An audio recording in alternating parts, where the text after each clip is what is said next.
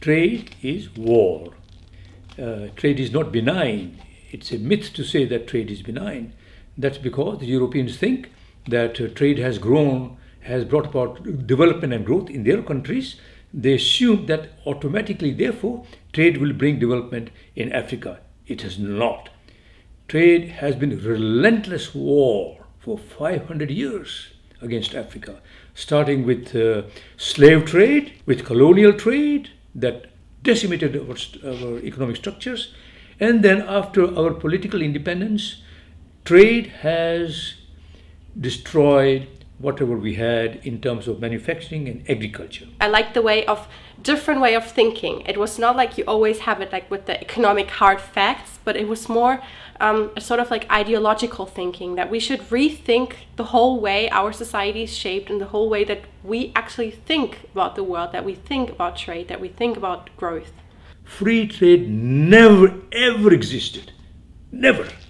And you know, the remarkable thing is total denial by the West. It's amazing.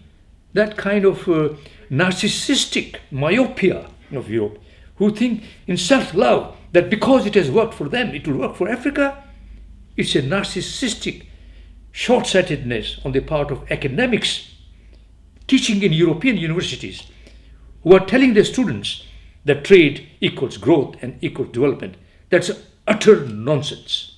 How come that in the trade between those two regions, those two countries that have a lot of raw materials and those that have little raw materials, how can those with little raw materials become that rich without the others profiting from that trade? So there is something crooked in this system. In the short term to medium term, countries in the South should systematically disengage from globalization so that they develop their own economies on a regional basis and continental basis. There are communities, especially led by women producers, who are able to show that they can produce use values. In other words, goods produced for use and not for exchange, not for the market. And that can be a basis for creating communities, self-reliant communities, trading amongst themselves without war. And that is the only, in my view, peaceful way of conducting trade between self-reliant, self-producing communities of people.